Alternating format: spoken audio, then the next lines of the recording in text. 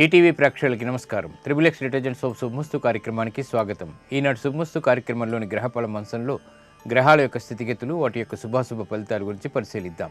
అలాగే ఈరోజు 12 రాసుల వారికి ఏ సంఖ్యలు కలిసి వస్తాయి, రంగుల యొక్క దిక్కుల యొక్క ప్రాధాన్యత, ఏ దేవతల్ని పూజించాలి, ఏ కార్యక్రమాలు ఏ రాసుల వారు చేపట్టాలి అనేటువంటి అంశాలతో పాటు గంధాన్ని నుదుటిన ధరించడం ద్వారా ఏర్పడేటువంటి ప్రయోజనాలు ఏమిటో ఈనాటి ఆంతర్యంలో పరిశీలిద్దాం. శ్రీ నందననామ సంవత్సరం మాఘమాసం, ఉత్తరాయణం, శిశిర ఋతువు. ఈరోజు మాఘ బహుళ పాడ్యమి, పునఃప్రయత్నాలకు బాగా పనికి వస్తుంది. వారం జయవారం లేదా మంగళవారం, స్థిరాస్తి విషయాల్లో సంభాషణలకి బాగా పనికి వస్తుంది, అనుకూలతను కలిగిస్తుంది. అలాగే ఈరోజు చేపట్టేటువంటి ఆంజనేయ స్వామి తమలపాకు పూజలు మనోధైర్యాన్ని కలిగిస్తాయి, కార్యాల్లో విజయాన్ని కలిగిస్తాయి. ఇక ఈరోజు నక్షత్రం పుబ్బా నక్షత్రం. ఈ పుబ్బా నక్షత్రంలో ఈరోజు పుట్టేటువంటి వారికి ఏ పాదంలో పుట్టినప్పటికీ కూడా సామాన్య దోషం, ఏకాదశ పూర్వక రుద్రాభిషేకం, సుబ్రహ్మణ్య స్తోత్రం, నక్షత్ర జపం, గ్రహ జపం వంటివి ఈ దోష నివృత్తికి ఉపయోగపడతాయి. అలాగే ఈరోజు పుబ్బా నక్షత్రంలో పుట్టేటువంటి వారికి శుక్ర మహాదశతోటి ప్రారంభమవుతుంది. ఇక ఈరోజు 12 రాసుల వారికి ఏర్పడేటువంటి శుభాశుభ ఫలితాలను పరిశీలిద్దాం. ముందుగా మేషరాశి. ఈరోజు మేషరాశి వారిని పరిశీలించినట్టయితే పరిస్థితుల్లో అనుకూల మార్పులు ఆనందాన్ని కలిగిస్తాయి. లాభదాయకమైనటువంటి కార్యక్రమ నిర్వహణ కొనసాగించగలుగుతారు. వ్యాపార నిమిత్తమై చేపట్టేటువంటి కార్యక్రమాలు ప్రోత్సాహాన్ని కలిగిస్తాయి. ఆరోగ్యంలో కూడా మంచి మార్పులు చోటు చేసుకుంటే స్థిరాస్తి విషయాలు బాగా అనుకూలిస్తాయి.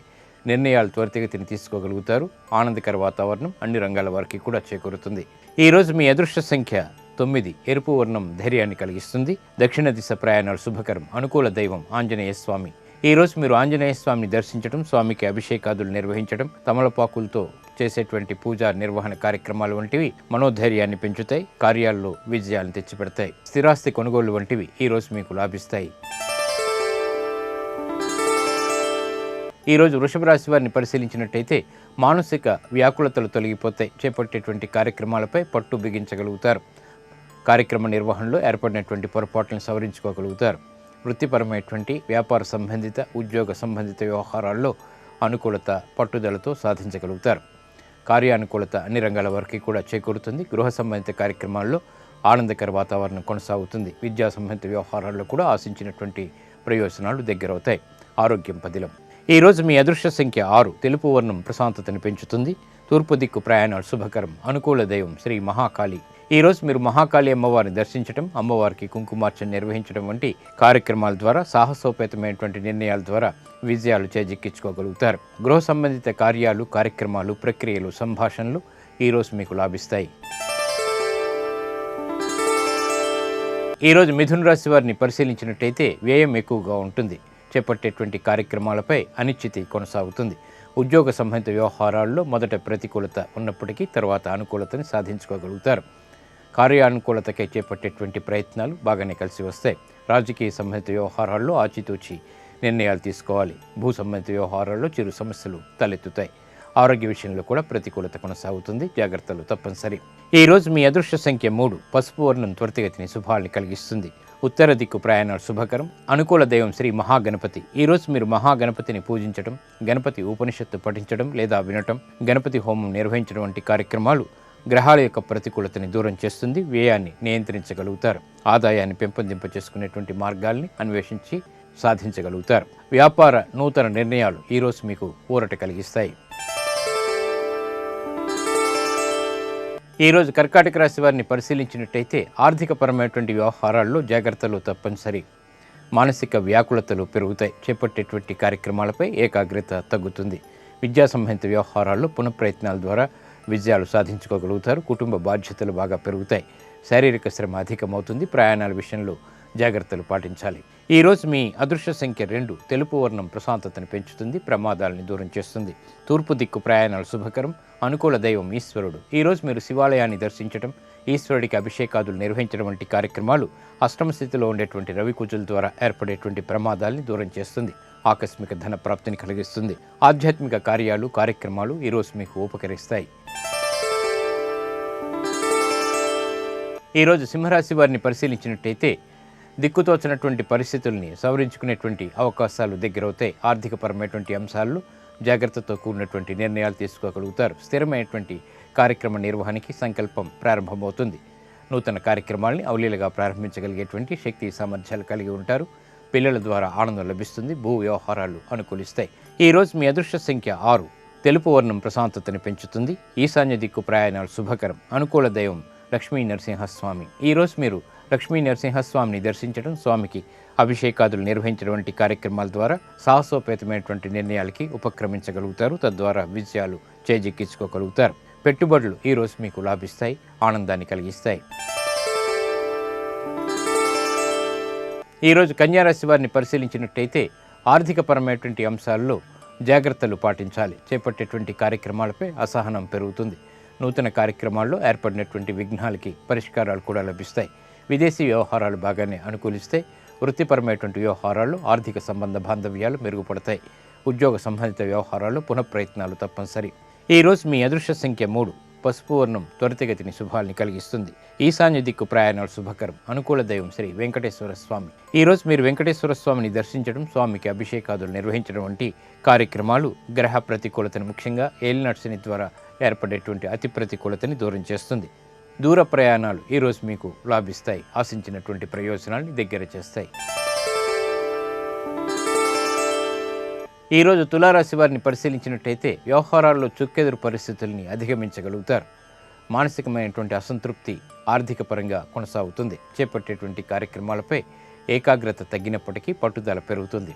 వృత్తిపరమైనటువంటి వ్యవహారాల్లో ఆదాయ మార్గాలు సులభతరం చేసుకోవడానికి చేసేటువంటి ప్రయత్నాలు కొంతవరకు కలిసి వస్తాయి. విదేశీ వ్యవహారాల్లో కూడా అనుకూలత సాధించుకోగలుగుతారు. ఈరోజు మీ అదృష్ట సంఖ్య 5. ఆకుపచ్చ వర్ణం ఆహ్లాదాన్ని కలిగిస్తుంది, రక్షణకు తోడ్పడుతుంది.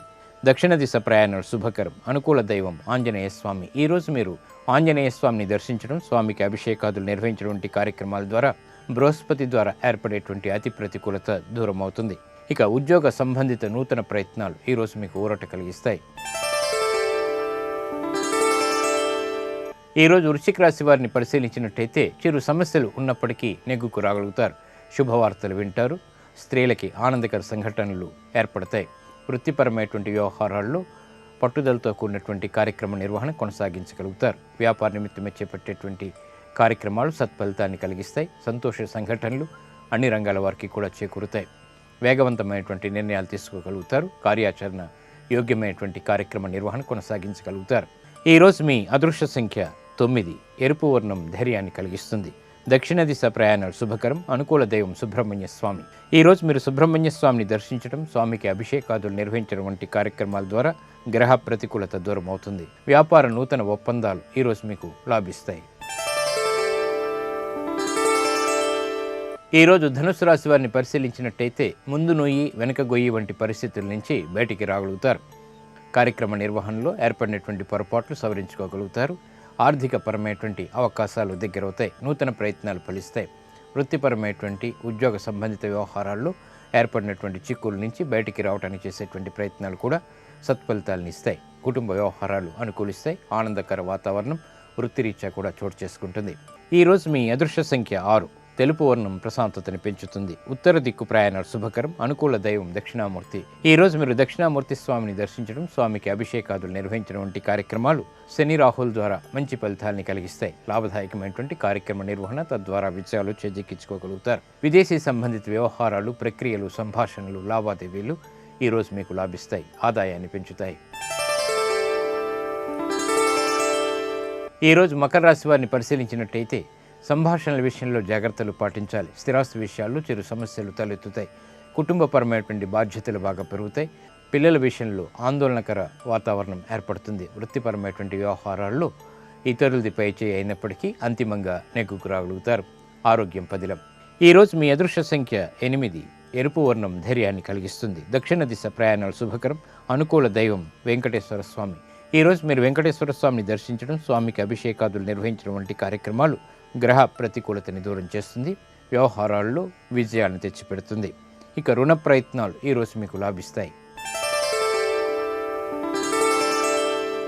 ఈరోజు కుంభరాశి వారిని పరిశీలించినట్టయితే చుక్కెదురు పరిస్థితుల్ని అధిగమించగలుగుతారు. ఆత్మవిశ్వాసం పెరుగుతుంది. నూతన కార్యక్రమాలు, స్థిరాస్తి విషయాల్లో ప్రారంభించగలుగుతారు. కుటుంబ పరమైనటువంటి బాధ్యతలు బాగా పెరిగినప్పటికీ సక్రమ నిర్వహణ కొనసాగుతుంది. వృత్తిపరమైనటువంటి వ్యవహారాల్లో జాగ్రత్తతో కూడినటువంటి నిర్ణయాలు తప్పనిసరి. ఆరోగ్య విషయంలో మంచి మార్పులు చోటు చేసుకుంటాయి. కుటుంబ సఖ్యత పెరుగుతుంది. ఈరోజు మీ అదృష్ట సంఖ్య 5, ఆకుపచ్చ వర్ణం శుభాల్ని కలిగిస్తుంది. ఉత్తర దిక్కు ప్రయాణాలు శుభకరం. అనుకూల దైవం ఈశ్వరుడు. ఈరోజు మీరు శివాలయాన్ని దర్శించడం, ఈశ్వరుడికి అభిషేకాదులు నిర్వహించడం వంటి కార్యక్రమాలు మానసిక ప్రశాంతతని పెంచుతాయి. తద్వారా ఏకాగ్రత పెరుగుతుంది. ఉత్తమమైనటువంటి విజయాలు సాధించగలుగుతారు. భూ సంబంధిత వ్యవహారాలు, లావాదేవీలు, సంభాషణలు ఈరోజు మీకు ఉపకరిస్తాయి. ఈరోజు మీనరాశి వారిని పరిశీలించినట్టయితే వ్యవహారాల్లో జాగ్రత్తతో కూడినటువంటి నిర్ణయాల ద్వారా విజయాలు చేజిక్కించుకోగలుగుతారు. ఆరోగ్య విషయంలో ప్రతికూలత కొనసాగుతుంది. శారీరక శ్రమ అధికంగా ఉంటుంది. నూతన విషయాలు వెలుగులోకి వస్తాయి. తద్వారా అసంతృప్తి పెరుగుతుంది. కుటుంబ వ్యవహారాల్లో కూడా ఆచితూచి చేసేటువంటి సంభాషణలు మాత్రమే ఉపకరిస్తాయి. విద్యా సంబంధ విషయాల్లో కూడా పునఃప్రయత్నాలు మాత్రమే లాభిస్తాయి. ఈరోజు మీ అదృష్ట సంఖ్య 2, తెలుపు వర్ణం ప్రశాంతతను పెంచుతుంది. తూర్పు దిక్కు ప్రయాణాలు శుభకరం. అనుకూల దైవం శ్రీ మహాకాళి. ఈరోజు మీరు మహాకాళి అమ్మవారిని దర్శించడం, అమ్మవారికి కుంకుమార్చన నిర్వహించడం వంటి కార్యక్రమాల ద్వారా అతి వ్యయం తగ్గుతుంది. అలాగే ఆర్థికపరమైనటువంటి వ్యవహారాల్లో మనోవ్యాకులతలు దూరం అవుతాయి. ఆకస్మిక ధన ప్రాప్తి ఏర్పడుతుంది. ఆర్థిక సంబంధిత నూతన ప్రయత్నాలు ఈరోజు మీకు ఊరట కలిగిస్తాయి. నేటి నక్షత్ర యోగాన్ని పరిశీలిద్దాం. నేటి నక్షత్రం పుబ్బా నక్షత్రం. దీని అధిదేవత భర్గుడు. నక్షత్రాధిపతి శుక్రుడు. పుబ్బా నక్షత్రంలో పుట్టేటువంటి వారికి శుక్ర మహాదశతోటి ప్రారంభమవుతుంది. శుక్రుడు జాతకరీత్యా దశాంతర్దశలో ప్రతికూలంగా ఉన్నప్పుడు విపరీతమైనటువంటి ధన నష్టం, అలాగే మనోవ్యాకులతలు ఏర్పడుతుంటాయి. అటువంటప్పుడు ఈ పుబ్బా నక్షత్రానికి సంబంధించినటువంటి రత్నం వజ్రం కాబట్టి ఈ వజ్రాన్ని పుబ్బా నక్షత్రంలో ధరించినట్టయితే అనుకూల లగ్నాల్లో మంచి ఫలితాలని కలిగిస్తుంది. అలాగే శుక్రుడి ద్వారా ఏర్పడేటువంటి ప్రతికూలతని తగ్గిస్తుంది.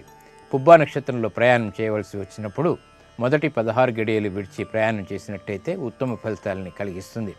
వివాహానికి సంబంధించి వధూవరులది ఇద్దరిది కూడా పుబ్బా నక్షత్రం అయినప్పుడు ఆ వివాహం ఆదర్శవంతంగా ఉంటుంది.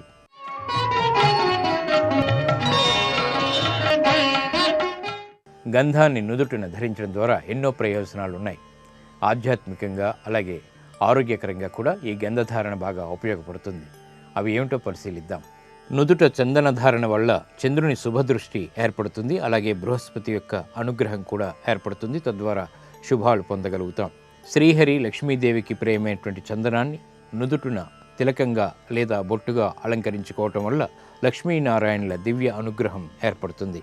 కళ్ళ నొసలు, తల, మెదడు వంటి భాగాలు చందనాన్ని ధరించడం వల్ల చల్లబడి శాంతితత్వాన్ని పొందుతాయి.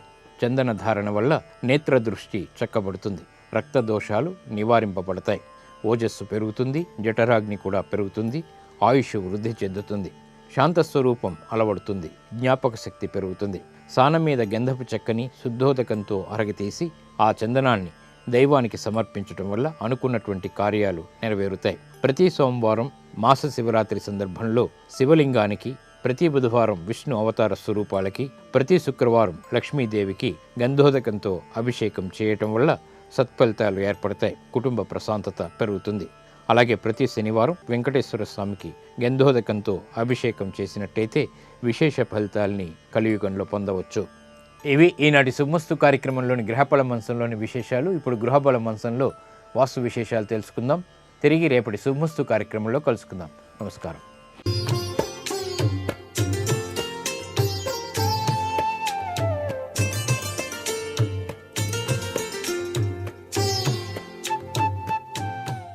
XXX డిటర్జెంట్ సోప్ శుభమస్తు కార్యక్రమంలో గృహ బలం అంశానికి స్వాగతం.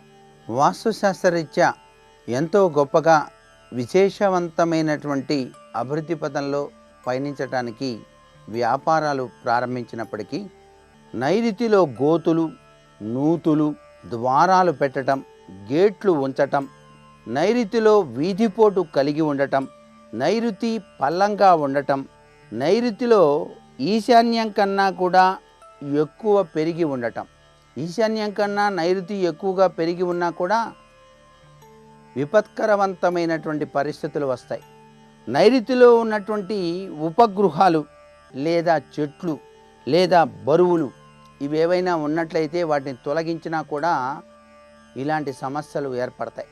భవనంలో నైరుతిలో కాక మిగతా మూలల్లో గదులు కట్టడం, ఒక నైరుతి భాగం మాత్రం వదిలేసి మిగతా భాగాలన్నిట్లో కూడా గదులు నిర్మాణం చేసినట్లయితే అనేక చిక్కులు వచ్చి పడతాయి. భవనంలో నైరుతి పెరిగి ఉండటం వలన కూడా సంభవిస్తాయి.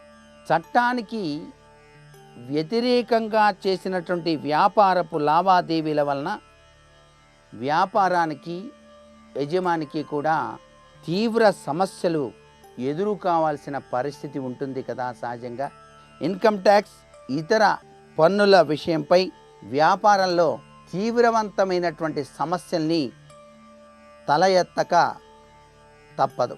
ఇలా సమస్యాత్మకమైనటువంటి చర్యలు వస్తూ ఉంటాయి. వ్యాపారంలో తట్టుకోలేని సమస్యల వలన యజమాని తాను ఉన్న ప్రదేశాన్ని విడిచి చెప్పా పెట్టకుండా వెళ్ళిపోవటం కూడా సంభవించవచ్చు.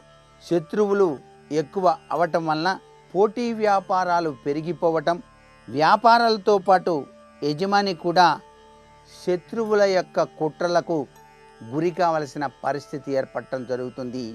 ఈ నైరుతిలో ఈ ఇత్యాది దోషాలు ఉండటం వల్ల అనేటువంటి విషయాన్ని చక్కగా వాస్తుశాస్త్రరీత్యా గ్రహించాలి ప్రతివారు కూడా. పడమరలో కానీ దక్షిణంలో కానీ గోతులు నూతులు గనక ఉంటే వ్యాపారం ఒక్కసారిగా పతనమవటానికి ఆస్కారం ఉంది. ఆలోచించే లోపే అంతా అయిపోవచ్చు సుమా.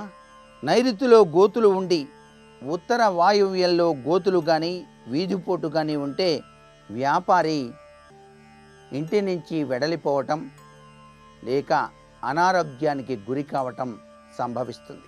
తూర్పులో ఖాళీ లేకుండా ఆవరణలు నిర్మించటం లేదా ఉత్తరంలో ఖాళీ లేకుండా ఆవరణలు నిర్మించడం జరిగినప్పుడు యజమాని కలిసిరాని కొత్త వ్యాపారాల పట్ల ఆసక్తి చూపిస్తాడు.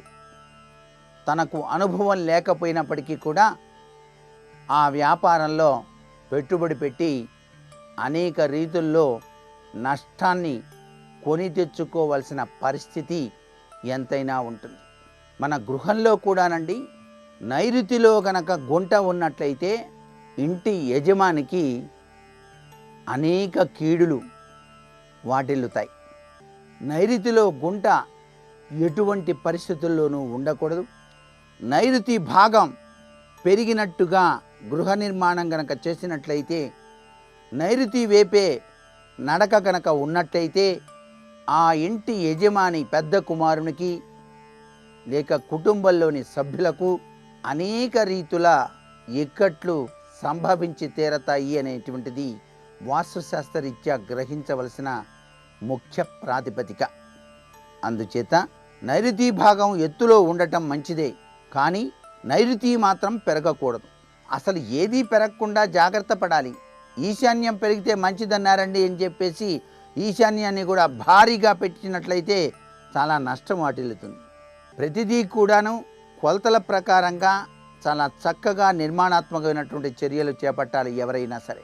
ఆ గోడలు నిర్మాణం చేసే విధి విధానం దగ్గర నుంచి, గేట్లు పెట్టేటువంటి విధి విధానం దగ్గర నుంచి, లోపల నీరు బయటికి వచ్చేటువంటి విధి విధానం గురించి, ఎక్కడ ఏ దిశలో ఏ స్థాయి సామాన్లు అమర్చుకోవాలి అనేటువంటి విషయాల గురించి పూర్తి అవగాహన ఉండి తీరాలి ప్రతి ఒక్క ఇంటి యజమానికి కూడా. ఒక ఇంటిని కట్టడం అనేది ఒక మహాయజ్ఞం లాంటిదిగా భావించాలి. ఒక వ్యాపార సంస్థ నిర్మించడం అనేటువంటిది ఒక గొప్ప యజ్ఞంలా భావించాలి. పూర్వజన్మ సుకృత పుణ్యం ఉంటేనే గృహయోగం సంభవిస్తుంది. ఆ గృహయోగం కూడా ఈశ్వరానుగ్రహంతో చాలా చక్కగా కట్టుకునేటువంటి విధి విధానాన్ని గనక పాటించినట్లయితే సర్వే సర్వత్రా కూడాను కలకాలం తరతరాలు కూడాను సుఖప్రదమైనటువంటి జీవితాన్ని పొందడానికి ఆస్కారం ఎంతగానో ఉంటుంది అనే విషయాన్ని ప్రతి ఒక్కరూ కూడా అవగాహన చేసుకోవాలి. నేటి వాస్తు సందేహాన్ని గనక పరిశీలించినట్లయితే, అప్పులేనివాడు అధిక సంపన్నుడు అంటారు కదా. మాకు రుణాలు లేకుండా ఉండటానికి, ఎప్పుడూ కూడా అప్పు లేకుండా జీవనం హాయిగా జరిగిపోవటానికి, రుణాలు తీరటానికి వాస్తుశాస్త్రరీత్యా ఏదైనా తరుణోపాయం ఉన్నదా అని చెప్పేసి ప్రశ్న.